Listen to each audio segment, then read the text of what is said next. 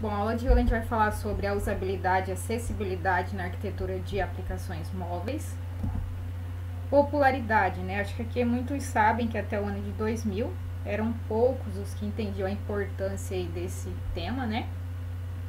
Graças em grande parte a Steve Jobs e Jonathan Ive, o mundo passou a reconhecer a importância desse tema.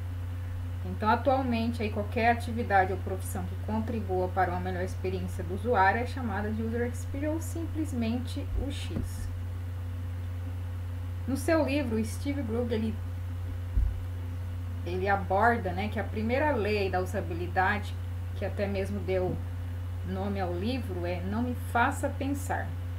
No livro, ele aborda aí o bom senso, a usabilidade na web e também para aplicações mobile. De certa forma, quando a gente baixa um aplicativo, né, a gente não pode perder tempo ali tentando entender o que ele faz ou até mesmo praticando alguma ação. Por exemplo, ele fazer um pagamento, uma transferência. Se executar essa ação torna-se problemática, né, requer tempo ali para poder entender como é o processo, aí nós temos problemas aí com relação à usabilidade. Existem aí diversos guias, e também existe uma ISO, que é a 9241-210, que vem aí ajudar, né, uma normativa, né, que vem ajudar aí, que fala do design centrado no usuário. E essa normativa, ela aborda aí 6 princípios, né, que é a equipe e competências multidisciplinares. O processo ali ele precisa ser interativo. O design ele precisa abordar toda a experiência do usuário. O design também precisa ser guiado, né, pela compreensão dos usuários. Os usuários precisam ser envolvidos em todo o ciclo. E qualquer avaliação ou aperfeiçoamento tem que estar também centrada aí no usuário. Bom, quando se deseja praticar a usabilidade, isso vai requer mudanças aí em estrutura de componentes do aplicativo mobile, né? Como, por exemplo, um display, né? Ele precisa organizar ali na tela principal do aplicativo o conteúdo ali de forma visualmente que seja hierárquica, né? Ou seja, que você consiga de início já olhar e ter um entendimento ali do que o aplicativo faz e quais são suas principais ações. Isso vai ter que permitir dividir o conteúdo em áreas claramente definidas, né? E deixar óbvio que pode ser clicado, né? Destacar ali palavras-chave e manter parágrafos curtos.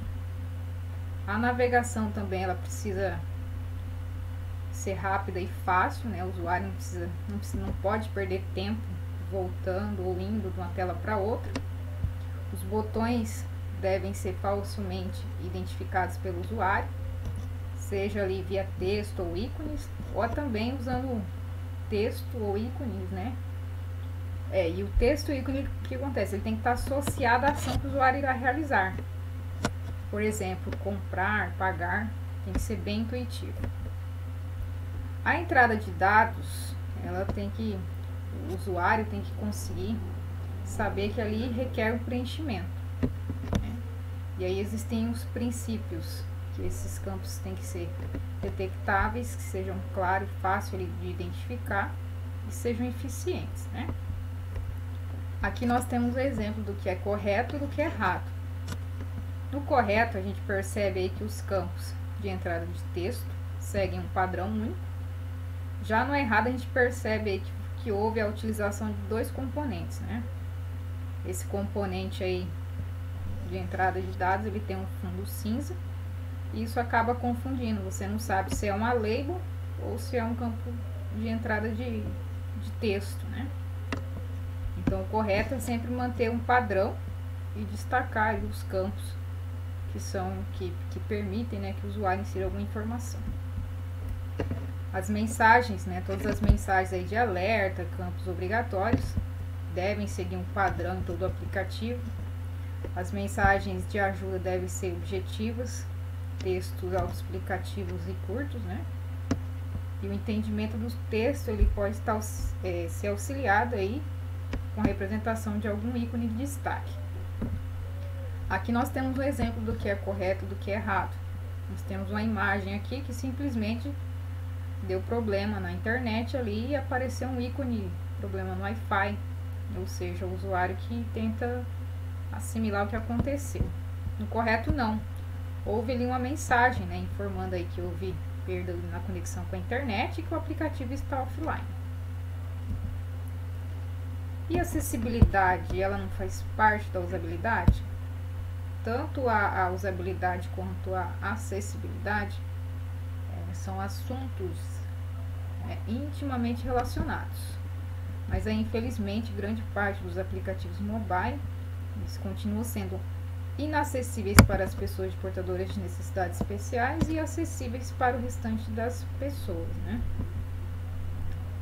E aí a gente vai na questão das organizações, designers e desenvolvedores quando fala sobre esse termo aí de acessibilidade, né? Aí já vem na cabeça aí problemas quanto mais trabalho, porque ao pensar acessibilidade junto com a usabilidade, é óbvio que vai ter problemas aí na entrega dos projetos, né? Vai ter que ter ajustes lá no cronograma, vai precisar de mais reuniões e forças-tarefas que consomem tempo. Outra preocupação é o designer ser comprometido, porque podem ter designs bons, né, para pessoas com necessidades especiais, designs bons para outras pessoas. E isso pode acarretar de ambos estarem em direções opostas. Então, em grande parte aí eles temem, né, que serem forçados a projetar aplicativos menos úteis e atrativos para o grande público, que aí não é olhando para as pessoas com necessidades especiais, né? Bom, acessibilidade, existem diversos guias que podem ajudar a praticar acessibilidade, né, nos aplicativos móveis, como por exemplo da W3C, da Google, o WCAG, que aí no WCAG eles é altamente aí relevante, né, tanto para conteúdo e aplicativos móveis da web e não web. No W3C, eles abordam os princípios da acessibilidade, alguns princípios da acessibilidade, né, como o princípio 1, que o aplicativo ele tem que ser perceptível. Aí então dentro desse princípio, ele vai abordar a questão do tamanho da tela, zoom, a questão de contraste também. O princípio 2, ele está relacionado com o aplicativo ser operável, né? Questão do controle de teclado, a manipulação do aplicativo através de gestos e que os botões sejam fáceis de acessar. O princípio 3, ele vai ali para a questão da compreensão, né? Que é a alteração do layout na orientação da tela, que o layout seja consistente, posicionamento de elementos importantes, agrupar né, os elementos operáveis que realizam a mesma ação. E por último o 4, que aí nesse 4 fala da robustez, e é nesse princípio que está inclusa aí a questão de arquitetar o aplicativo para acomodar uma variedade de usuários, né? Isso inclui aí as pessoas com necessidades especiais. Então, nesse princípio aí de robustez, pode estar utilizando aí tecnologias assistivas, né?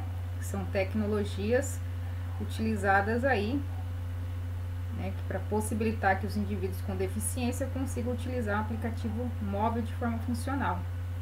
Isso através de leitores de tela, navegação com leitores, navegação por ponto de referência.